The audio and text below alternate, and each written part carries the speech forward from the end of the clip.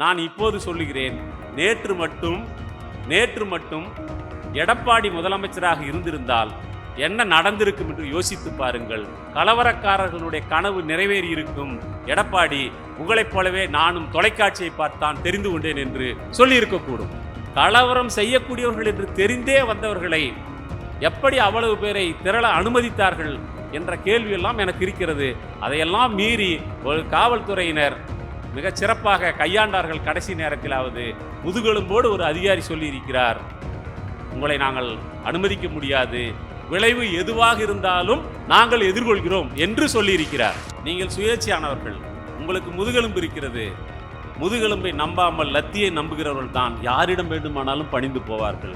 நீங்கள் சுயேட்சையாக நின்று மக்களின் பிரச்சனையில் இருக்கக்கூடிய நியாயத்தை கவனியுங்கள். கலவரக்காரர்கள் என்றால் நேற்று நடத்தியதைப் போலவே நடத்துங்கள். திருப்பரங்குன்றத்தை ஒரு கலவர பூமியாக மாற்றுவதற்கு, அயோத்தியை போல மாற்றுவதற்கு அவர்கள் முயற்சிக்கிறார்கள் என்று தமிழ் சமூகத்தை எச்சரிக்க விரும்புகிறோம். இதை நாம் சொல்லவில்லை, அவர்களே சொல்லுகிறார்கள். அடுத்த அயோத்தி திருப்பரங்குன்றம் என்று சொல்லுகிறார்கள். ஒரு தீபம் ஏற்றினால் என்ன என்று ஒரு நீதிபதி கேட்டிருக்கிறார். நீதிபதி அவர்களே, ஏற்றுவது தீபமாக இருந்தால் நாங்களும் கூட வணங்கிவிட்டு போகுவோம். அது தீபம் அல்ல, தீவட்டி. அது இந்த நாட்டின் சமத்துவத்திற்கும் மத நல்லிணக்கத்திற்கும் சகிப்புத்தன்மைக்கும் வைக்கப்படக்கூடிய கொல்லி. அதை எப்படி போய் நாங்கள் ஏற்றுக்க முடியும்? அதை ஏற்றுக்கொள்ள முடியாது. நீதிபதி ஒருவர் இருக்கிறார், அவர் எதற்கெடுத்தாலும் கேட்பார். இதுக்கு முன்னாடி வாஞ்சிநாதன் என்று தோழர் அவரிடம் கேட்டார், நீங்கள் நீதிமன்றத்தை அவமதித்து விட்டீர்கள் என்று. அப்போது வழக்கறிஞர் எல்லாம் சொன்னார்கள், நீதிபதி அவர்களே, நீங்கள் இருக்கும் நீதிமன்றத்தை அவமதிக்கக்கூடிய உரிமையை கூட எங்களுக்கு நீங்கள் விட்டுக் கொடுப்பதில்லை, அதையும் நீங்களே செய்கிறீர்கள் என்று சொல்லி சொன்னார். ஏற்கனவே நமக்கு ஒரு கருத்து இருக்கிறது, இப்போதெல்லாம் தீர்ப்புகள் வழக்கின் பேரில் எழுதப்படுவதில்லை, அடுத்து ஓய்வுக்கு பிறகு அடையக்கூடிய பதவிக்கான நுழைவுத் தேர்வைத்தான் அவர்கள் எழுதுகிறார்கள் என்று சொன்னார்கள். அதைத்தான் GR சாமிநாதனும் முயற்சித்துக் கொண்டிருக்கிறார். ஏற்கனவே ராம ஜென்மபூமி வழக்கில் தீர்ப்பு சொன்னவர்களெல்லாம் பெரிய பொறுப்புகளை ஓய்வுக்கு பிறகு அடைந்திருக்கிறார்கள். ஒருவேளை அந்த தூண்டுதலின் பேரில் நீங்கள் இயங்குவீர்களானால் தயவு செய்து தமிழ் சமூகத்தை பிளவுபடுத்தும் வேலையை செய்து அதை செய்யாதீர்கள். வேறு ஏதாவது குறுக்கு வழி இருந்தால் முயற்சி செய்யுங்கள் என்று நீதிபதிக்கு இந்த மன்றத்தின் சார்பாக, இந்த மாநாட்டின் சார்பாக நாம் கேட்டுக்கொள்ள வேண்டும். இளைஞர் சங்கத்தின் 16வது மாநில மாநாட்டை சிறப்பாக நடத்துவதற்காக வாரி வாரி வழங்கியிருக்கின்ற தஞ்சை மக்களுக்கு தமுகவின் மாநில குழுவின் சார்பில் மனமார்ந்த பாராட்டுதல்களையும் நன்றியையும் இந்த நேரத்திலே தெரிவித்துக் கொள்கின்றேன். 3 நாட்கள் 9 கல்யாணத்தை நடத்துவதைப் போல இந்த மாநாட்டை நாங்கள் நடத்த வேண்டியிருக்கிறது. அவ்வளோ பெரிய பொறுப்பை ஏற்று இன்முகத்தோடு தோழமை குறையாமல் ஒவ்வொரு தோழரையும் பெயரிட்டு அழைத்து இங்கு விருந்தோம்பல் செய்து கொண்டிருக்கின்ற தஞ்சை மாவட்ட குழுவிற்கும் வரவேற்பு குழுவிற்கும் மாநில குழுவின் இந்த நேரத்திலே பாராட்டுதல்களை தெரிவித்துக் கொள்கின்றேன். தோழர்களே, இங்கே நம்முடைய மதிப்பிற்குரிய தோழர் பழனி மாணிக்கம் அவர்கள் இங்கே உரையாற்றி சென்றிருக்கின்றார். நம்முடைய அன்பு தோழர் ரோகிணி உரையாற்றி சென்றிருக்கின்றார். அவர்கள் பல்வேறு கருத்துக்களை நம்மிடம் பகிர்ந்து கொண்டிருக்கிறார்கள். நம்முடைய அன்பு தலைவர் மதுக்கூர் ராமலிங்கம் அவர்கள் தன்னுடைய தலைமை உரையிலே பல்வேறு விஷயங்களை சுட்டிக்காட்டியிருக்கின்றார். தமுகவினுடைய ஒவ்வொரு மாநில மாநாடும் ஒரு குறிப்பிட்ட முழக்கத்தை முதன்மையாக வடித்தெடுத்து அந்த முழக்கத்தின் அடிப்படையில் கிளை மாநாடுகள், மாவட்ட மாநாடுகளை நடத்தி முடித்து மாநில மாநாட்டிற்கு செல்கின்றோம். அவ்வாறு கடந்த 3 ஆண்டுகளுக்கு முன்பு நாம் மார்த்தாண்டத்தில் மாநாட்டை நடத்திய போது தனித்துவம் நமது உரிமை, பன்மைத்துவம் நமது வலிமை என்கிற முழக்கத்தை முன்வைத்தோம். இந்த மாநாட்டில் நாம் வெறுப்பின் கொற்றம் வீழ்க, அன்பே அறமென எழுக என்கிற முழக்கத்தை உருவாக்கிய போது சில நண்பர்கள் கேட்டார்கள், ஒரு முழக்கத்தை வைக்கக்கூடிய அளவிற்கா நம் நாட்டில் வெறுப்பு இருக்கிறது என்று. உண்மையில் அந்த அப்பாவிகளுக்காக நாம் ஒரு நிமிடம் ஆறுதல் சொல்ல வேண்டியிருக்கிறது. உண்மையில் நம் ஒவ்வொருவரிடமும் இருக்கக்கூடிய அன்பை, தோழமையை, இணக்க உணர்வை, சகிப்புத்தன்மையை காவு கொடுக்கக்கூடிய பல ஆத்திரமூட்டல்களும் பல தூண்டுதல்களும் இன்றைக்கு உருவாக்கப்பட்டு கொண்டிருக்கின்றன. இந்த நிலைமையை நாம் வரலாறு நெடுக பார்த்திருக்கக்கூடிய எந்த ஒரு காலகட்டத்திலும் இல்லாத ஒரு புதிய தன்மையை இப்போது நாம் கவனித்து கொண்டிருக்கின்றோம். நாம் வெறுப்பு என்று சொன்ன உடனேயே ஏதோ ஆர்எஸ்எஸ்னுடைய உருவாக்கத்திற்கு பிறகோ அல்லது 14 ஆண்டுகளுக்கு முன்பு ஆட்சிக்கு வந்துவிட்ட 2014ஆம் ஆண்டு ஆட்சிக்கு வந்துவிட்ட பாரதிய ஜனதா கட்சியினுடைய ஆட்சி தொடங்கிய பிறகோ நம்மிடம் வெறுப்பு வந்துவிட்டது. அதற்கு முன்பாக நாம் அப்படியே அண்ணன் தம்பி மாமன் மச்சான் என்று கிளுகிழுவென்று கைகோர்த்து ஒன்றும் ஒன்றுமாக உருண்டு புரண்டோம் என்று பொருள் அல்ல. நாம் பாசாங்கு செய்வதிலிருந்து கொஞ்சம் விலக்கி வைத்து நம்மை பார்க்க வேண்டியிருக்கிறது. அதற்கு முன்பும் இந்த நாடு, இந்த ஊர், தஞ்சாவூர் எல்லாமே ஊர் சேரி என்று வாழ்விடத்தில் இரண்டாக பிரிந்திருக்கிறது. நாம் உண்ணும் உணவில் வேறுபாடு இருக்கிறது, உடுத்தும் உடையில் வேறுபாடு இருக்கிறது, வாழும் இடத்தில், வசிக்கும் இடத்தில், செத்தால் புதைக்கும் இடத்தில், எரிக்கும் இடத்தில் என்று அனைத்து இடங்களிலும் பாரபட்சம் இல்லாமல் நீக்கமற நிறைந்திருக்கக்கூடிய ஒரு சாதிய பிரிவினை, பிறரை பார்த்தால் அவர் தான் அல்லாத மற்றவர் என்று நினைத்து அவரை வெறுக்கக்கூடிய ஒரு மனோபாவம் நம்மிடம் ஏற்கனவே விதைக்கப்பட்டிருக்கிறது. அதை இன்றைக்கு சிலர் ஒருமுகப்படுத்த முயற்சிக்கிறார்கள். நான் அப்படித்தான் புரிந்து கொள்கிறேன். தாமியசா அப்படித்தான் புரிந்து கொள்ளுகிறது. மனித சமூகத்தில் மிக அடிப்படையான ஒரு பாகுபாடு இருக்கிறது. அந்த பாகுபாடு என்பது பாலின பாகுபாடு. அந்த பாலின பாகுபாடு சமம் என்கிற ஒரு இடத்தை எண்ணிக்கையில் கூட அடைய முடியாத இடமாக இருக்கிறது. 1000 பெண்களுக்கு 1000 ஆண்களுக்கு 994 பெண்கள் தான் சராசரியாக தேசிய அளவிலே இருக்கிறார்கள். இன்னும் சில வட மாநிலங்களுக்கு போனால் 1000 ஆண்களுக்கு 950 பெண்கள் தான் இருக்கிறார்கள். மீதி 50 பேர் எங்கே என்றால் அவர்கள் பிறக்கவே இல்லை, கருவிலேயே அழிக்கப்பட்டிருக்கிறார்கள், அல்லது பிறந்த பிறகு அன்புமிக்க நாம் கள்ளிப்பாலில் டீ போட்டு கொடுத்து கொளுத்தி இருக்கிறோம். எண்ணிக்கையில் கூட இன்னும் சமமான ஒரு இடத்தை பெண்களுக்கு நாம் வழங்கவில்லை. பாலின ரீதியாக நம்மிடம் பாகுபாடு இருக்கிறது. பெண்களை பற்றிய ஒரு இழிவான பார்வை நம்முடைய மனதில் இருக்கிறது. பெண்களை சஞ்சல புத்திக்காரர்கள், சபல புத்திக்காரர்கள், நம்பிக்கைக்கு பாத்திரமற்றவர்கள் என்று சொல்லக்கூடிய ஒரு மனோபாவம் நம்மிடம் நீண்ட காலமாக விதைக்கப்பட்டிருக்கிறது. அந்த மனோபாவத்தை கைவிடாமலேயே நாம் மிக எளிதாக ஆர்எஸ்எஸ் காரனையும் பிஜேபி காரனையும் கை காட்டிவிட்டு நாமெல்லாம் அந்த இடத்தை கடந்ததை போல பாவனை செய்ய முயற்சிக்கிறோம். தமிழ்நாடு முற்போக்கு எழுத்தாளர் கலைஞர் சங்கம் இந்த பாவனையை கலைக்க வேண்டும் என்று இந்த நேரத்திலே கேட்டுக்கொள்வதற்காகத்தான் இந்த முழக்கத்தை உருவாக்கி இருக்கிறது. இந்த பாலின பாகுபாடு என்பது ஆண்களுக்கும் பெண்களுக்கும் மட்டுமல்ல, நம் சமூகத்திலேயே நமக்குள் ஒருவராகவே இருக்கக்கூடிய மாறும் பாலினத்தவர், டிரான்ஸ்ஜெண்டர் என்று சொல்லக்கூடிய ஒரு பிரிவினர் இருக்கிறார்கள். அவர்களை பற்றி நம்முடைய மூளையில் என்றைக்காவது நல்ல அபிப்பிராயம் இருக்கிறதா? இன்னைக்கு டிரான்ஸ்ஜெண்டர் என்பவர்கள் சமூகத்தில் போராடி போராடி தங்களுடைய குடியுரிமையை, தங்களுக்கான ரேஷன் அட்டையை என்று பல்வேறு விதமான கல்வியில், வேலைவாய்ப்பில் தனியாக இடஒதுக்கீடு வேண்டும் என்றெல்லாம் அவர்கள் கோரிக்கை வைத்து நகர்ந்து கொண்டிருக்கிறார்கள். அது வேறு விஷயம். ஆனால் நம்முடைய மனதில் அவர்களுக்கு நாம் கொடுத்திருக்கக்கூடிய இடம் என்ன? அவர்களை பார்த்த உடனேயே நாம் எவ்வாறு அவர்களை கருதுகிறோம்? ஒரு சம பாலினம் என்று கருதுகிறோமா என்று கேட்டால் சம பாலினம் என்று நாம் கருதுவதில்லை. அரசின் பல்வேறு ஆவணங்களில் கூட அல்லது சாதாரணமாக நம்முடைய பேச்சு வழக்கில் கூட அவர்களை 3ஆம் பாலினம் என்று சொல்லுகிறோம். ஒரு நிகழ்ச்சியிலே, தாமியகாசா அவருடைய ஒரு நிகழ்ச்சியிலே தான் அந்த கேள்வி எழுப்பப்பட்டது. டிரான்ஸ்ஜெண்டர் என்று சொல்லக்கூடிய நாங்கள் 3ஆம் பாலினமாக இருந்துவிட்டு போகிறோம். அன்புக்குரிய ஆண்களே, பெண்களே, உங்களில் முதல் பாலினம் யார் என்கிற கேள்வியை லிவிங் ஸ்மைல் வித்யா நம்மை பார்த்து எழுப்பினார். அதற்கு பிறகுதான் நமக்கு சொரேல் என்று உரைத்தது.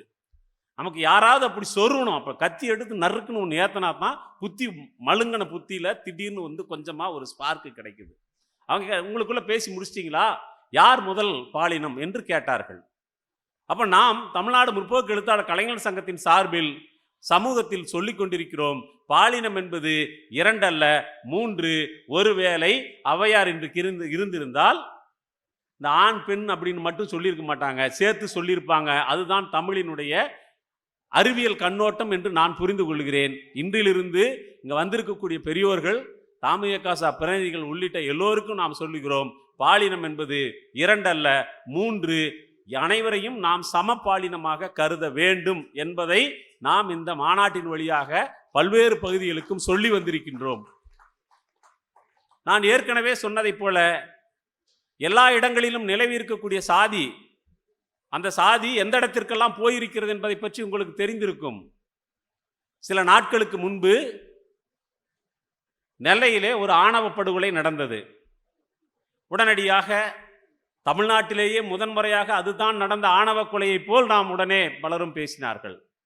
முதலமைச்சர் பேசினார், அனைவரும் பேசினார்கள். ஆனால் நண்பர்களே, மதுரை வீரன் காலத்திலிருந்து மாறுகால் மாறுகை வாங்கப்பட்டு கொண்டிருக்கிறது. சாதி மாறி காதலித்தால் கல்யாணம் செய்தால் என்பதை கவனத்தில் கொண்டு வருகிறேன். பொம்மக்கா திம்மக்காவை காதலித்ததற்காக முத்துப்பட்டன் கொல்லப்பட்டதை நாம் கதையின் வழியாக அறிந்திருக்கிறோம்.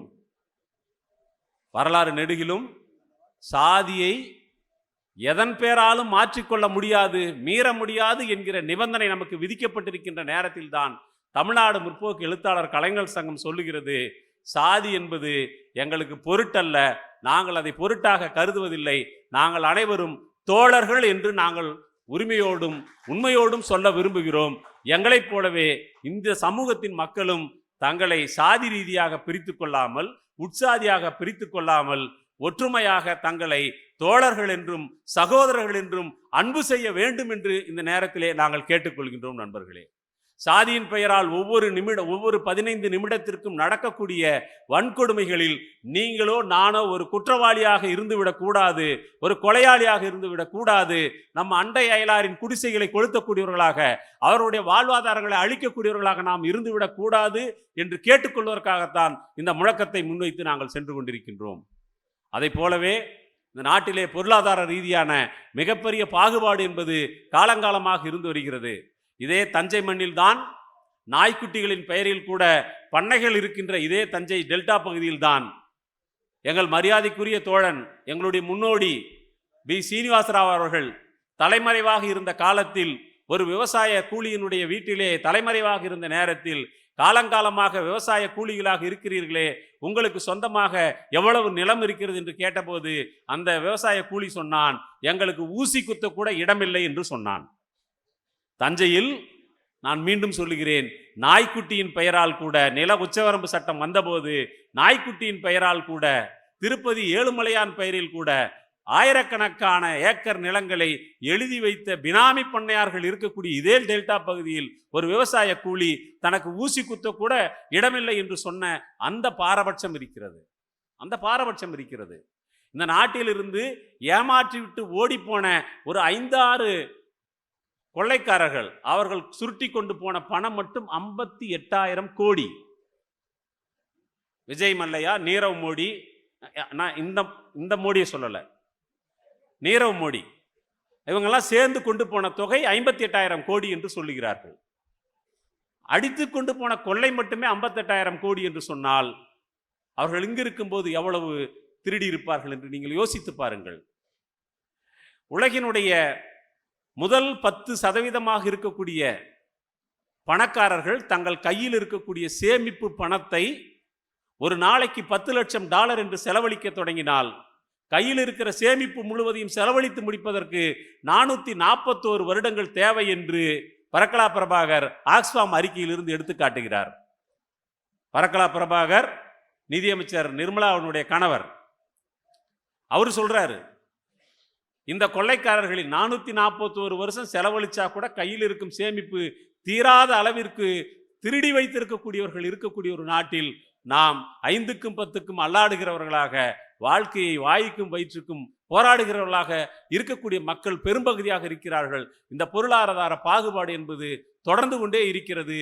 உழைக்கும் மக்களை பற்றிய இழிவான பார்வை, உழைக்கும் மக்களுடைய பழக்க வழக்கங்களை பற்றி இழிவான பார்வை, உழைக்கும் மக்களுடைய உணவை பற்றி இழிவான பார்வை, இதெல்லாம் நம்மிடம் எப்போதும் இருந்து கொண்டே இருக்கிறது. இந்த பார்வையிலிருந்தும் நாம் விடுபட வேண்டும் என்பது தாமியகாசாவனுடைய பார்வை. இதற்கு அப்பால் போய்தான் இந்த வெறுப்புகள், இந்த பின்தங்கிய பார்வைகள், இந்த கடைந்தெடுத்த பிற்போக்குத்தனம், இவை எல்லாவற்றையும் ஒருமுகப்படுத்துவதும், அவ்வாறு ஒருமுகப்படுத்தி பிற்போக்குவாதங்களின் தலைமை பொறுப்பில் தன்னை இருத்திக் கொள்வதற்கு இங்கே இந்துத்துவவாதிகள் முயற்சித்துக் கொண்டிருக்கிறார்கள்.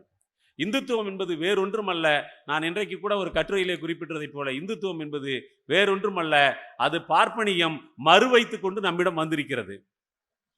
அது அப்படிதான் புரிஞ்சுக்கணும். பார்ப்பனியம் மறுவைத்துக் கொண்டு நம்மிடம் வந்து இந்துத்துவம் என்று பேசுகிறது. இந்துத்துவம் என்று சொன்னால்தான் நாம் எல்லாம் ஏமாந்து பின்னே செல்வோம் என்று அது எதிர்பார்க்கிறது. அந்த இந்துத்துவம் இன்றைக்கு சமூகத்தை நாம் அவர்கள் என்று பாகுபடுத்தி பிரிக்க பார்க்கிறது. இந்த நாம் அவர்கள் என்று வருகிற போது நாம் என்பவர்கள் யார், அவர்கள் என்பவர்கள் யார்?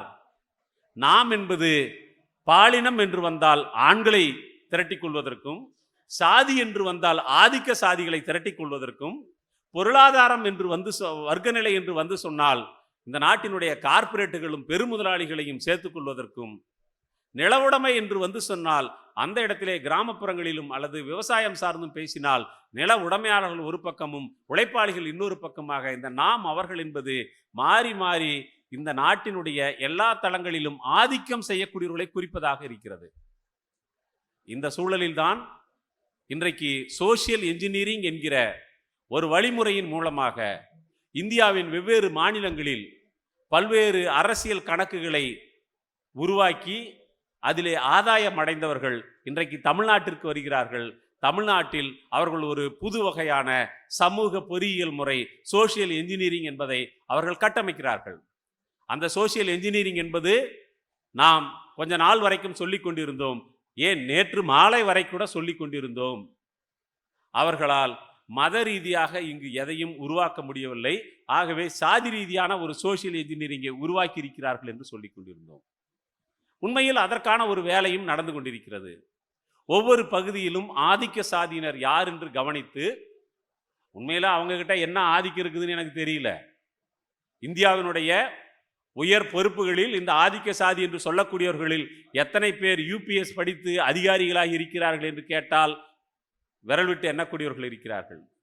இந்தியாவிலே நில உடைமையாளர்களாக இருக்கக்கூடியவர்களில் எவ்வளவு பேர் இந்த ஆதிக்க சாதியை சேர்ந்தவர்கள் என்று கேட்டால் அதுவும் பரிதாபத்திற்குரியதாகத்தான் இருக்கிறது. இந்த நாட்டினுடைய உயர் நிர்வாக அமைப்பு என்று சொல்லக்கூடிய ஒன்றிய அமைச்சகங்கள், தலைமைச் செயலகங்கள், இங்கெல்லாம் கொள்கை முடிவெடுக்கக்கூடிய அதிகார பொறுப்புகளில் எவ்வளவு பேர் இருக்கிறார்கள் என்று கேட்டால் அதுவும் குறைவாகத்தான் இருக்கிறது. அப்ப யாரதாம்பா நீங்க ஆதிக்கம் செய்றீங்க என்று கேட்டால் ஒன்னா ஆதிக்கம் செய்யறதுக்கு எனக்கு ஒரு வலு இருக்குல்ல என்று அருகில் இருப்பவனை பார்த்து முண்டாத்தட்டி திருப்தி அடையக்கூடிய இந்த மனோநிலை இருக்கிறது அல்லவா? இந்த மனோநிலையை கணித்து நீ ஆண்ட பரம்பரை, நீ அப்பேற்பட்டவன், நீ அந்த இவனுடைய வாரிசு, நீ இந்தவனுடைய வாரிசு என்று கடந்த காலத்தில் யாரிடமிருந்தாவது கற்பனையான கத்தியையும் கற்பனையான குதிரையையும் புடுங்கி கொடுத்து சவாரி செய்வதற்கு அனுப்பி கொண்டிருக்கிறார்கள். இது ஒரு வகையான சோசியல் என்ஜினியரிங் என்று அவர்கள் சொல்லிக் கொண்டிருக்கிறார்கள். நாம் கவனமாக இருக்க வேண்டியிருக்கிறது. நீங்கள் அது ஒரு குறிப்பிட்ட சாதியை பட்டியல் சாதியிலிருந்து வெளியேற சொல்லி தூண்டுவதாக இருக்கட்டும், அல்லது ஒரு குறிப்பிட்ட சாதியை நீங்கள் ஆண்ட பரம்பரை என்று கிளப்பி விடுவதாகட்டும், அல்லது நீங்கள் இல்லாவிட்டால் இந்த நாட்டினுடைய பொருளாதாரமே இசிந்து போகும் என்று சொல்லி அவர்களை உசுப்பி விடுவதாகட்டும், ஒவ்வொரு பகுதி வாரியாக அவர்கள் இன்றைக்கு பலரை அணுகி கொண்டிருக்கிறார்கள். இந்த அணுகும் முறை என்பதுதான் சோசியல் என்ஜினியரிங் என்று சொல்வது. இது பீகாரிலே அவர்கள் கடைபிடித்து பார்த்திருக்கிறார்கள். ஒவ்வொரு பகுதியைச் சேர்ந்த சிலரை கொண்டாடுவது, அதே உத்தியைத்தான் இன்றைக்கு தமிழ்நாட்டிலே பேசுகிறார்கள். குறிப்பாக தேவேந்திரர் சமூகத்திடம் வந்து அவர்களிடம் நீங்கள் யார் தெரியுமா, நீங்கள் மல்லன் மல்லத்தி, உங்களை பல்லன் பல்லத்தி என்று சொல்லக்கூடாது என்று அவர்களிடம் பேசுவது. பேரூர் பகுதியில் இருக்கக்கூடிய அவர்களிடம் போய் நீங்கள் யார் தெரியுமா, சிவனும் பார்வதியுமே மல்லனும் மல்லத்தியுமாக வந்துதான் அவதாரம் எடுத்து உளவு வேலை செய்திருக்கிறார்கள், நீங்கள் சிவன் பார்வதியினுடைய வாரிசுகள் என்று அங்கே பேசுவது. இன்னொரு பக்கம் வேறு சாதியை அணுகி அவர்களிடம் வேறொன்றை பேசுவது. இவ்வாறெல்லாம் பேசி இந்த அவர்கள் நாம் என்று பிரிக்கிற போது யாரால் யார் ஒடுக்கப்படுகிறார்களோ அவர்களையெல்லாம் அவர்கள் என்று எதிர்நிலையிலும், ஒடுக்கும் தன்மை உள்ள அல்லது ஒடுக்கும் மனோபாவம் உள்ளவர்களை நாம் என்றும் வகைப்படுத்தி மோதவிடக்கூடிய ஒரு போக்கு என்பது இங்கு தமிழ்நாட்டில் இருக்கிறது. இந்த போக்கை நாம் நிச்சயமாக எதிர்கொண்டாக வேண்டும். இன்னும் ஓரிரு மாதங்களில் தமிழ்நாட்டில் தேர்தல் வரவிருக்கிறது. தமிழ்நாட்டை பொறுத்தவரையிலும் ஒவ்வொரு தேர்தல் வருகிற போதும் தாமயகாசா திட்டவட்டமாக தலையிடுகிறது. தலையிடுகிறது என்றால் எங்களுடைய துணைத் தலைவர் தோழர் ரோகிணி போய் பிரச்சாரம் செய்வதல்ல, அது போகிறார் அவர், அது வேறு விஷயம். தேர்தல் பிரச்சாரத்தை தன்னுடைய படப்பிடிப்பெல்லாம் ஒத்து வைத்து விட்டு இந்த சமூகத்தில் ஒரு அரசியல் மாற்ற வேண்டுமானால் அதில் தாமயகாசா பங்கு இருக்க வேண்டும் என்பதற்காக அவர் பிரச்சாரத்திற்கு வருகிறார் என்பது அது அல்ல நாங்கள் சொல்லக்கூடியது. தாமுஏகாசாவினுடைய நிலைப்பாடு என்பது தமிழ்நாட்டில் சாதிய ஆதிக்கமும் மத ஆதிக்கமும் நிறைந்த எந்த ஒரு கட்சியும் ஆட்சிக்கு வந்துவிடக் கூடாது என்பதில் கவனமாக இருக்கிறது. நாங்கள் ஒவ்வொரு தேர்தலின் போதும் ஒரு கூட்டறிக்கையை வெளியிடுகிறோம். தமிழ்நாட்டினுடைய கலை இலக்கியவாதிகள் அனைவரையும் திரட்டி, கலை இலக்கிய அமைப்புகளை திரட்டி ஒரு கூட்டறிக்கை வெளியிடுகிறோம். அதன் வழியாக மக்களிடம் வேண்டுகோள் வைக்கிறோம், நீங்கள் யாரை தேர்ந்தெடுக்க வேண்டும், யாரை நிராகரிக்க வேண்டும் என்று. நான் இப்போது சொல்லுகிறேன், நேற்று மட்டும் எடப்பாடி முதலமைச்சராக இருந்திருந்தால் என்ன நடந்திருக்கும் என்று யோசித்து பாருங்கள். என்ன நடந்திருக்கும்? கலவரக்காரர்களுடைய கனவு நிறைவேறி இருக்கும். எடப்பாடி உங்களைப் போலவே நானும் தொலைக்காட்சியை பார்த்தான் தெரிந்து கொண்டேன் என்று சொல்லி இருக்கக்கூடும். தூத்துக்குடியிலே துப்பாக்கி சூடு நடத்திவிட்டு எல்லோரும் கேட்டபோது உங்களைப் போலவே நானும் தொலைக்காட்சியில் பார்த்துதான் தெரிந்து கொண்டேன் என்று சொன்னார். அதுதான் நடந்திருக்கும். நேற்றைக்கு திருப்பரங்குன்றத்தில் உண்மையில் அந்த சூழலை தமிழ்நாடு அரசு சிறப்பாக கையாண்டிருக்கிறது. ஆனால் எனக்கு ஒரே ஒரு வருத்தம் தான். நம்முடைய மாதர் சங்க தோழர்கள் இங்கே இருக்கிறார்கள், வரவேற்பு குழுவிலே பணியாற்றி கொண்டிருக்கிறார்கள். மாதர் சங்க தோழர்கள் ஒரு போராட்டத்திற்காக சென்னைக்கு கிளம்பினார்கள். அவர்களை வீடு புகுந்து கைது செய்தது காவல்துறை. திண்டுக்கல் நாடாளுமன்ற உறுப்பினர் தன்னுடைய காரில் அழைத்து கொண்டு போன ஒரு மாதர் சங்க நிர்வாகியை வழிமறித்து ஜீப்பில் இருந்து இறக்கி கைது செய்வதற்கு காவல்துறை முயற்சித்தது. மாணவர்கள் பல்வேறு நியாயமான கல்வி வளாக ஜனநாயகத்திற்காக போராடுகிறார்கள், கடுமையாக தாக்கப்படுகிறார்கள். பண மதிப்பிழப்பு நடவடிக்கையின் போது மக்கள் அலைக்கழிக்கப்படுவதை பார்த்து தாளமாட்டாமல் மக்களை திரட்டி கொண்டு போராடிய எங்கள் தோழன் செல்வாவின் மண்டையை உடைத்தார்கள் காவல்துறையினர். இன்றைக்கும் டைஃபி தோழர்கள் அல்லது இடதுசாரி இயக்கத்தைச் சேர்ந்தவர்கள் மக்களுக்கான எந்த பிரச்சனை நடந்தாலும், தூய்மை பணியாளர்கள், மாற்றுத்திறனாளிகள் யார் போராடினாலும், அவர்கள் எந்த துறையிடம் கோரிக்கை வைத்து போராடினாலும், ஆளினால் அழகுராஜா மாதிரி போலீஸ்காரர்கள் மட்டுமே வந்து களத்திலே நின்று லத்தியால் பதில் சொல்லிக் கொண்டிருக்கின்ற இதே இனத்தில் நான் அதை சொல்லத்தான் வேணும். தோழமை சுட்டல்னு வேணா அதை சொல்லலாம். தோழர் பழனிமாணிக்கம் தோழர் இருக்காங்க, அது தோழமை சுட்டலாம் நம்ம சொல்ல வேண்டியிருக்கு. இவ்வாறு உழைக்கும் மக்களை கையாளக்கூடிய காவல்துறை நேற்று அவருடைய அணுகுமுறை எவ்வாறு இருந்தது? கலவரம் செய்யக்கூடியவர்கள் என்று தெரிந்தே வந்தவர்களை எப்படி அவ்வளவு பேரை திரள அனுமதித்தார்கள் என்ற கேள்வியெல்லாம் எனக்கு இருக்கிறது. அதையெல்லாம் மீறி ஒரு காவல்துறையினர் மிகச் சிறப்பாக கையாண்டார்கள். கடைசி நேரத்திலாவது முதுகெலும்போடு ஒரு அதிகாரி சொல்லி இருக்கிறார், உங்களை நாங்கள் அனுமதிக்க முடியாது, விளைவு எதுவாக இருந்தாலும் நாங்கள் எதிர்கொள்கிறோம் என்று சொல்லியிருக்கிறார். நான் சொல்றேன், காவல்துறையினர் சுயேட்சையாக கடைபிடிக்க வேண்டிய ஒரே வழி இதுதான். நீங்கள் சுயேட்சையானவர்கள், உங்களுக்கு முதுகெலும்பு இருக்கிறது. முதுகெலும்பை நம்பாமல் லத்தியை நம்புகிறவர்கள் தான் யாரிடம் வேண்டுமானாலும் பணிந்து போவார்கள். நீங்கள் சுயேட்சையாக நின்று மக்களின் பிரச்சனையில் இருக்கக்கூடிய நியாயத்தை கவனியுங்கள். கலவரக்காரர்கள் என்றால் நேற்று நடத்தியதைப் போலவே நடத்துங்கள். அவ்வளோதான் எங்களால் சொல்ல முடியும். இதெல்லாம் தேர்தலுக்காக நடக்கப்படக்கூடிய வேலைகள் என்று தாமுஏகாசா நினைக்கிறது. தமிழ்நாட்டில் காலூன்றுவதற்கு மதத்தின் வழியாக அவர்கள் வரமாட்டார்கள், சாதிகளை வைத்துத்தான் வருவார்கள் என்று நினைத்து கொண்டிருந்ததற்கு மாறாக மதத்தையும் அவர்கள் சிறப்பாக துல்லியமாக பயன்படுத்துகிறார்கள் என்று நாம் அஞ்சுகிறோம். இந்த கவலையை வெளிப்படுத்துகிறோம். திருப்பரங்குன்றத்தை ஒரு கலவர பூமியாக மாற்றுவதற்கு, அயோத்தியை போல மாற்றுவதற்கு அவர்கள் முயற்சிக்கிறார்கள் என்று தமிழ் சமூகத்தை எச்சரிக்க விரும்புகிறோம். இதை நாம் சொல்லவில்லை, அவர்களே சொல்லுகிறார்கள். அடுத்த அயோத்தி திருப்பரங்குன்றம் என்று சொல்லுகிறார்கள். ஒரு தீபம் ஏற்றினால் என்ன என்று ஒரு நீதிபதி கேட்டிருக்கிறார். நீதிபதி அவர்களே, ஏற்றுவது தீபமாக இருந்தால் நாங்களும் கூட வணங்கிவிட்டு போகுவோம். அது தீபம் அல்ல, தீவட்டி. அது இந்த நாட்டின் சமத்துவத்திற்கும் மத நல்லிணக்கத்திற்கும் சகிப்புத்தன்மைக்கும் வைக்கப்படக்கூடிய கொல்லி. அதை எப்படி போய் நாங்கள் ஏற்றுக்க முடியும்? அதை ஏற்றுக்கொள்ள முடியாது. நீதிபதி ஒருவர் இருக்கிறார், அவர் எதற்கெடுத்தாலும் கேட்பார். இதுக்கு முன்னாடி வாஞ்சிநாதன் என்று தோழர் அவரிடம் கேட்டார், நீங்கள் நீதிமன்றத்தை அவமதித்து விட்டீர்கள் என்று. அப்போது வழக்கறிஞர் எல்லாம் சொன்னார்கள், நீதிபதி அவர்களே, நீங்கள் இருக்கும் நீதிமன்றத்தை அவமதிக்கக்கூடிய உரிமையை கூட எங்களுக்கு நீங்கள் விட்டுக் கொடுப்பதில்லை, அதையும் நீங்களே செய்கிறீர்கள் என்று சொன்னார். ஏற்கனவே நமக்கு ஒரு கருத்து இருக்கிறது, இப்போதெல்லாம் தீர்ப்புகள் வழக்கின் பேரில் எழுதப்படுவதில்லை, அடுத்து ஓய்வுக்கு பிறகு அடையக்கூடிய பதவிக்கான நுழைவுத் தேர்வைத்தான் அவர்கள் எழுதுகிறார்கள் என்று சொன்னார்கள். அதைத்தான் ஜி.ஆர். சாமிநாதனும் முயற்சித்துக் கொண்டிருக்கிறார். ஏற்கனவே ராம ஜென்மபூமி வழக்கில் தீர்ப்பு சொன்னவர்களெல்லாம் பெரிய பொறுப்புகளை ஓய்வுக்கு பிறகு அடைந்திருக்கிறார்கள். ஒருவேளை அந்த தூண்டுதலின் பேரில் நீங்கள் இயங்குவீர்களானால் தயவு செய்து தமிழ் சமூகத்தை பிளவுபடுத்தும் வேலையை செய்து அதை செய்யாதீர்கள், வேறு ஏதாவது குறுக்கு வழி இருந்தால் முயற்சி செய்யுங்கள் என்று நீதிபதிக்கு இந்த மன்றத்தின் சார்பாக, இந்த மாநாட்டின் சார்பாக நாம் கேட்டுக்கொள்ள வேண்டியிருக்கிறது. இப்படி சுட்டிக்காட்டுவதெல்லாம் நீதிமன்றத்தின் அவமதிப்பு என்று நீங்கள் அந்த கூண்டுக்குள் போய் பதுங்கிக் கொள்வதற்கு முயற்சிக்க கூடாது.